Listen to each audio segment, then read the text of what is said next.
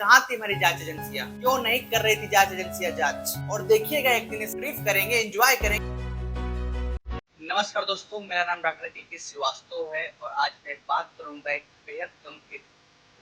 जी हाँ, मैं बात करूंगा मध्य प्रदेश में कफ सिरप से बच्चों की मौत। एक माँ उसका 7 से 8 साल का बच्चा जिसको 2 रोज से लगातार बुखार आ रहा था। लाचार माँ अपने पति से बोलती है, पिछले 2 दिनों से लगातार बुखार आ रहा है, आप उसे कल दवा दिलवा दीजिए।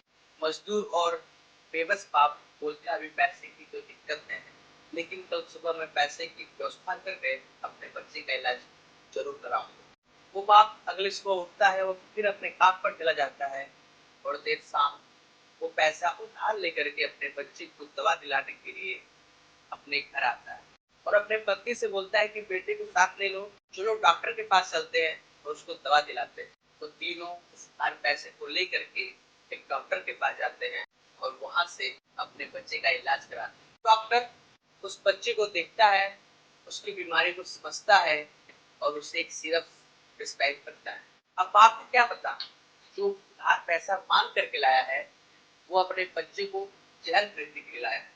वो अपने पॉकेट से पैसे गिनता है, उसी के फार्मेसी से सिरप खरीदता है और सिरप लेकर के परिवार के तीनों सदस्य फिर से अपने घर वापस चले आते हैं। रोज की बात ही उस दिन भी रात को खाना खाकर अपने बच्चे को सिरप पिलाते हैं और तीनों सोने चले जाते हैं। थोड़ा देर हुआ ही था कि बच्चे को समस्या होती है और माँ दौड़ के अपने पति के पास जाती है और बोलती है, देखिए ना बच्चे की तबीयत और ज्यादा खराब हो रही है, चलिए उसको अस्पताल लेकर के चलते हैं। आप परेशान बेटे की समस्या को देख दोनों अपने बच्चों को उठाते हैं और अस्पताल की तरफ दौड़ते हैं। वो अस्पताल जाते हैं, जैसे वो इमरजेंसी में लेकर जाते हैं और देखते हैं कि वो सिर्फ अकेले नहीं है, ऐसे उस जिले के 20 बच्चे परेशान है उसी अस्पताल में। वो अपने बच्चे को तब तक दिखाते हैं, वहाँ मौजूद डॉक्टर बोलता है कि आपके बच्चे का ऑर्गन फेल हो चुका है और वो इस दुनिया में नहीं। सोचिए उस बाप पर क्या बीतेगी जो पिछले इस दिन अपने बच्चे को इलाज कराने के लिए पैसा उधार में मांग कर लाया है और बच्चे को इलाज। थोड़े देर बाद ये बात समझ में आती है कि जो उन्होंने सिरप खरीदा है वो सिरप उसी जगह से ये 20 लोगों ने भी खरीदा और उस सिरप का प्रयोग किया। उस समय 5 वर्ष से कम 20 बच्चों की मौत उसी रात और उसी दिन हुई और वही सिरप पीने से। और उस सिरप का नाम है कोल्ड ड्रिंक, जो कि एक तमिलनाडु की कंपनी बनाती है और उस कंपनी का नाम है सेशन फार्मास्यूटिकल कंपनी। इस कफ सिरप में सबसे खतरनाक केमिकल डाई एथाइल ग्लाइकोन मिला हुआ था, यानी DET। इसकी मात्रा इस कफ सिरप में 0.01 यानी बहुत ज्यादा। ये केमिकल इतना जहरीला होता है, इसका थोड़ा सा भी मात्रा में किसी व्यक्ति को मारने के लिए काफी होता है। 9 अक्टूबर को कंपनी के मालिक टी रंगनाथम, कंपनी के प्रबंधक जयाराम और लैब सहायक मैसूरी को गिरफ्तार किया जाता है और इस कंपनी के लाइसेंस को भी रद्द कर दिया जाता है। आप सोचिए, इनके बच्चों की मौत हुई है, क्या इसकी भरपाई गिरफ्तारी से हो जाएगी? कहाँ थी हमारी जांच एजेंसियां?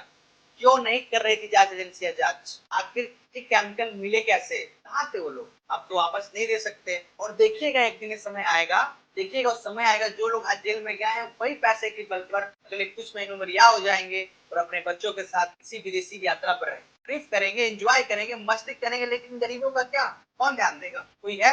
कोई नहीं है। तो हमें खुद इसके लिए जागरूक बनना है। दवा खरीदने से पहले दवा का नाम, बैच का नाम, उसकी मैन्युफैक्चरिंग डेट और एक्सपायरी डेट और किस कंपनी से खरीदा जा रहा है, हमें सारी जानकारियां रखनी होगी। और हमें यह बात ध्यान से समझना भी होगा कि दवा नियंत्रण एजेंसियों ने 3 कप सिरप, जिसके नाम कोल्ड्रिफ, रिस्पाइट फ्री TR और रील लाइफ, तीनों दवाओं को दवा नियंत्रण एजेंसियों ने बैन कर दिया। दोस्तों ये घटना बताती है हमारी सुरक्षा एजेंसियों को संवेदनशील होना चाहिए। जिन बच्चों की मौत हुई है वो बच्चे 5 वर्ष के कम थे, वो हमारे देश के आने वाले भविष्य थे।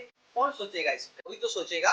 यदि हम सभी मतलब सरकार, दवा एजेंसियां, आम लोग और डॉक्टर, अगर सभी लोग मिलकर अपनी सावधानियां बरतते हैं, अपनी जिम्मेदारियां समझते हैं, आने वाले ऐसी दुर्घटनाओं को रोका जा सकता है। आपसे मेरी सिर्फ इतनी अपील है, इस वीडियो को ज्यादा से ज्यादा लोगों तक शेयर करें, ये जानकारियां पहुंचाएं, खुद की मदद करिए, आपकी मदद करने को कोई नहीं आएगा।